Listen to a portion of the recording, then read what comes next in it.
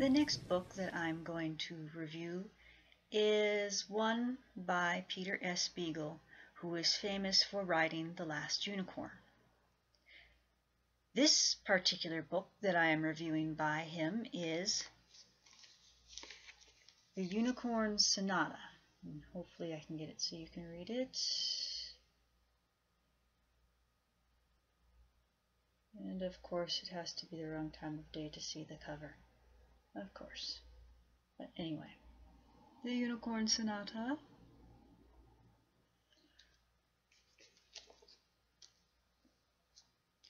I actually got this book shopping Amazon. The book was a penny and the shipping was $3.99. I thought that was a pretty good price considering the price that books can go for now. I was really surprised to discover that this particular book that came to me, let's see, is there an edition number on it?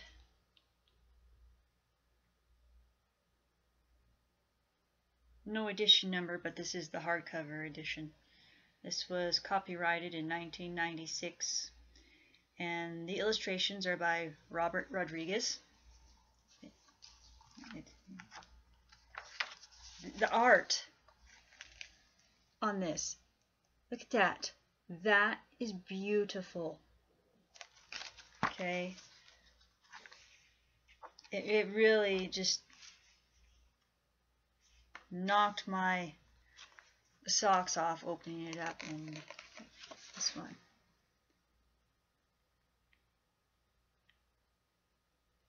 Now, that boy, to me, when I read this, I thought he was going to turn out to be a satyr. He is not a satyr. I won't tell you what he is because I want you to try to figure it out for yourself if you ever read this book. But it is as Beetle's work is, it is well done. He is one of my biggest influences growing up, and his The Last Unicorn is one of those stories that made me want to be an author. So I was not disappointed in reading this tale. This character, this is Abuelita. Abuelita is a really important character because she is kind of a bit shunted off to the side by most of her family.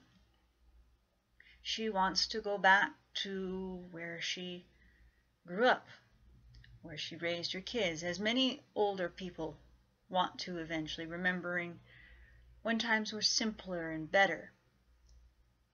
Now, Josephine, her granddaughter, is the only one that really truly connects to Abuelita. And she is also one that hears the music. This book is one that music lovers will enjoy very much. Anybody that has heard that wild beat off in the corners of their mind will highly identify with this. Anyone that marches to a slightly different drummer from the rest of us will identify with this. Now, what happens with Josephine is she meets this boy Indigo, and he plays in the shop that she is helping out with. She ends up later following the same music into a place called Sharia, which is a land of myth and legend where all kinds of strange creatures are, including the unicorns.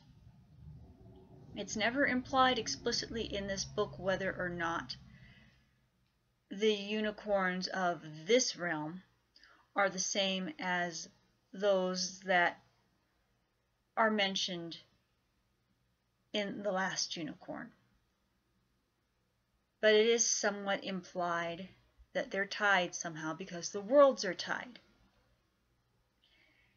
And it is up to little Josephine Rivera to figure out how to heal the unicorns in this magic place.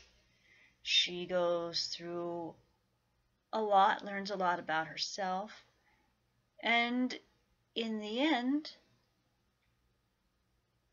she brings Abuelita to the world to bring the music to her grandmother because she can't play it. And it is the one thing that her grandmother ever asked of her, was to bring her the music.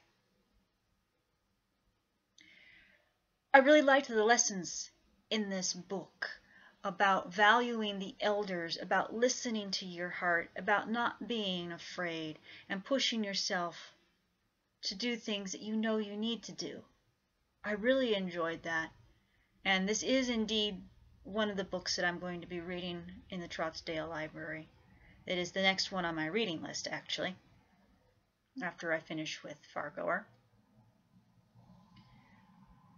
I would highly recommend you getting this book if you can ever get your hands on a copy.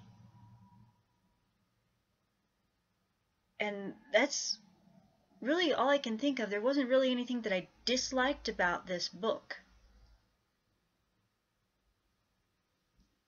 Except, well, maybe how Abuelita was treated, but, well, that happens in the real world every day. There are many other things about this book that I will be quiet on and let you discover for yourself. Please do not forget to like, subscribe if you're not subscribed already. I do other reviews. I do writing tips. I'm working on a series for that. I am working on finishing getting the haiku workshop sessions edited and posted up. And there are a couple audio projects that I am working on with Ilya Leonov that will be uploaded later on once the artwork is finished. He's already finished recording the narration. So please do watch for these. And if you have any suggestions of a book that you would like me to review, please send the suggestion. And I will try to get my hands on a copy of it and read it and review it. If you have any writing questions, feel free to ask those and I will do my best to answer them. And that's really all I have to say right now. Thank you for watching.